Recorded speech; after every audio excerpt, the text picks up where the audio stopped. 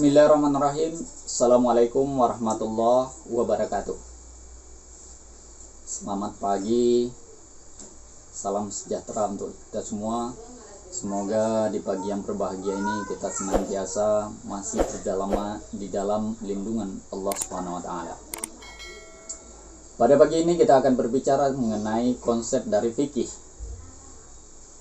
Mencakup pengertian dari fikih. Yang kedua, sumber hukum Islam. Yang ketiga, ruang lingkup fikih. Yang keempat, pengertian fikih ibadah. Dan kelima, syarat diterimanya sebuah ibadah. Pengertian dari fikih ini bisa kita tinjau dari dua aspek, dari sudut bahasa dan dari sudut terminologi atau istilah. Kata al-fiqh berarti al-ilmu atau pengetahuan. Bisa juga diartikan al-fahmu atau pemahaman. Kata al-fiqh tidak sekedar pemahaman saja, tetapi lebih dipahami sebagai al-fahmul amik, pemahaman yang mendalam. Secara istilah, fikih adalah al-ilmu bil ahkami syar'iyyatil amaliyati al-muktasabu min adillatiha tafsiliyah. Sebuah ilmu pengetahuan tentang hukum-hukum syara yang praktis, yang amali, yang digali oleh para fuqaha atau mujtahid min adillatiha tafsiliyah, dari dalil-dalil yang terperinci. Atau dalam pengertian lain dikemukakan al-ilmul ladzi yubayyinul ahkam asy-syar'iyyata allati tata'allaqu bi af'alil mukallafin al-mustanbatatu min adillatiha tafsiliyah. Ilmu yang menerangkan tentang hukum-hukum syar'i yang berkaitan dengan perbuatan-perbuatan para mukallaf yang dikeluarkan dari dalil-dalil yang terperinci. Jadi secara sederhana dapat dipahami bahwa hukum Islam adalah hukum yang bersifat praktis atau amali yang diperoleh dari dalil-dalil yang terperinci. Adapun sumber dari hukum Islam, sebelum kita masuk ke sumber, tentu kita jelaskan dulu apa itu hukum. Hukum secara bahasa atau secara etimologi berakar kata dari hakama, bahasa Arab, yang memunculkan beberapa pemahaman. Yang pertama, al-hikmah atau kebijaksanaan. Orang yang memahami hukum dan mengamalkannya dalam kehidupan sehari-hari disebut dengan orang bijaksana.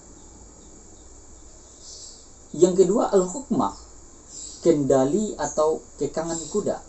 Artinya, hukum dapat mengendalikan seseorang dari hal-hal yang sebenarnya dilarang oleh agama. Kalau demikian, apa arti dari hukum itu sendiri? Hukum yang berakar kata dari hakama, mencegah atau menolak. Aturan yang dapat mencegah kezaliman. Yang kedua, hukum yang berasal dari kata hakama bermakna qada wa fassala, sesuatu yang dapat memutuskan atau menetapkan atau menyelesaikan masalah. Kalau demikian, apa itu hukum Islam? Hukum Islam bisa disamakan dengan syariat Islam, dan hukum Islam bisa dikatakan sebagai fikih Islam.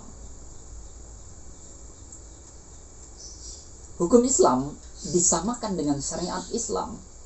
Syariat Islam dipahami dalam makna yang sempit, karena syariat Islam itu mencakup i'tiqadiyah, khuluqiyah, amal syariah. Hukum Islam disamakan dengan fikih Islam. Hukum Islam termasuk bidang ijtihadi yang bersifat zanni atau belum pasti kebenarannya, yang tidak mengandung kebenaran mutlak. Hukum Islam terdiri dari dua kata. Yang pertama din, dan yang kedua Islam, atau dalam bahasa Arab dinul Islam. Hukum seperangkat peraturan tentang tindak tanduk atau tingkah laku yang diakui oleh satu negara atau masyarakat yang berlaku dan mengikat untuk seluruh anggotanya. Sedangkan hukum Islam, peraturan yang dirumuskan berdasarkan wahyu Allah SWT dan Rasulnya tentang tingkah laku perbuatan mukallaf, orang yang telah dibebani kewajiban, yang diakui dan diyakini berlaku mengikat bagi semua pemeluk agama Islam itu sendiri.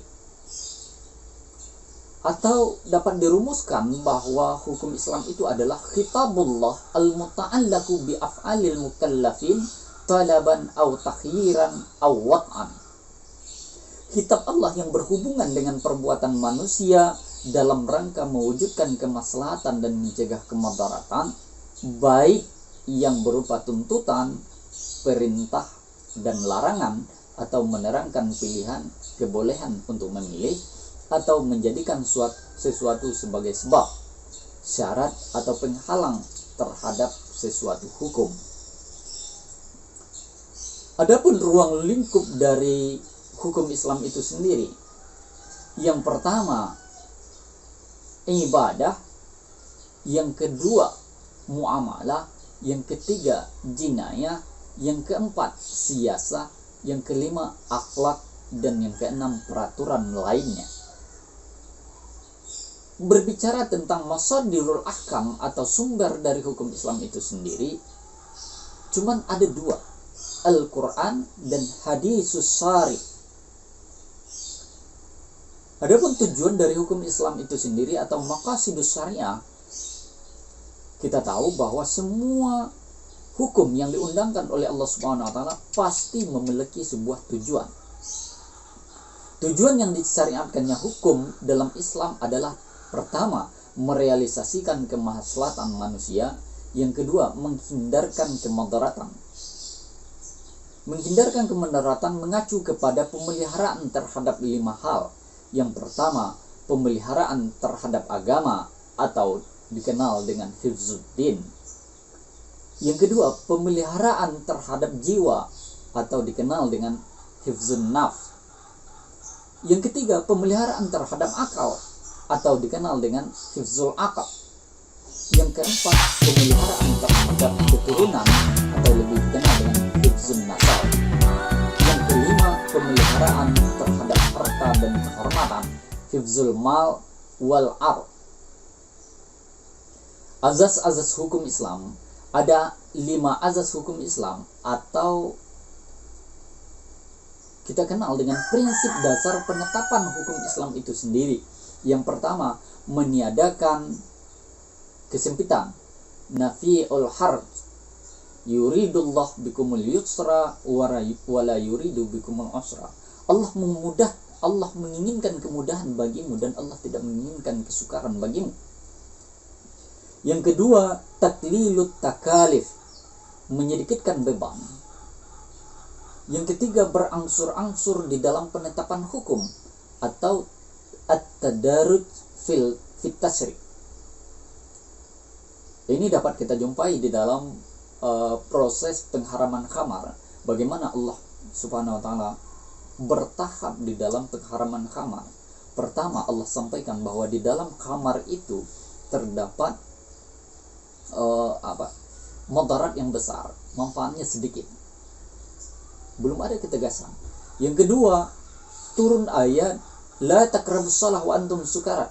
Jangan dekati salat padahal kamu dalam keadaan mabuk. Hanya pada saat-saat salat saja Allah menegaskan jangan mabuk.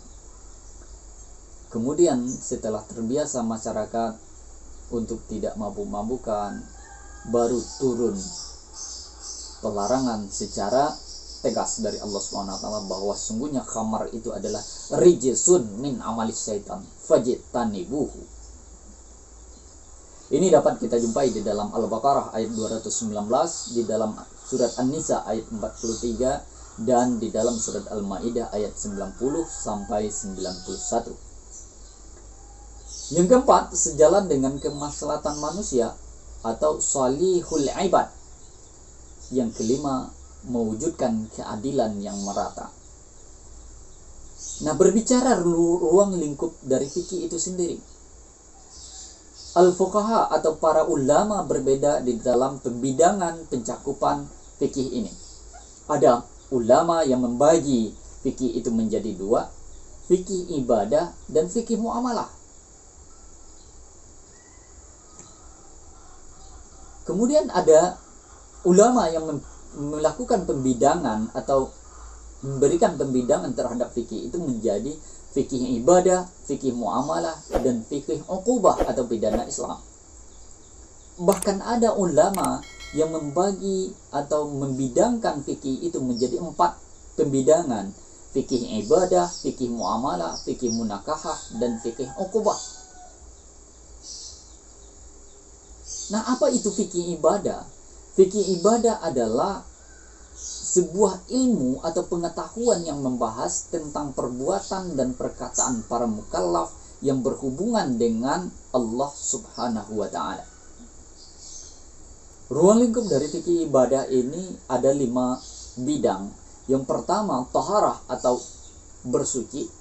Yang kedua, sholat. Dan yang ketiga, zakat. Keempat, puasa. Dan kelima, haji. Ini yang akan dibahas di dalam kelompok yang sudah dibagi dalam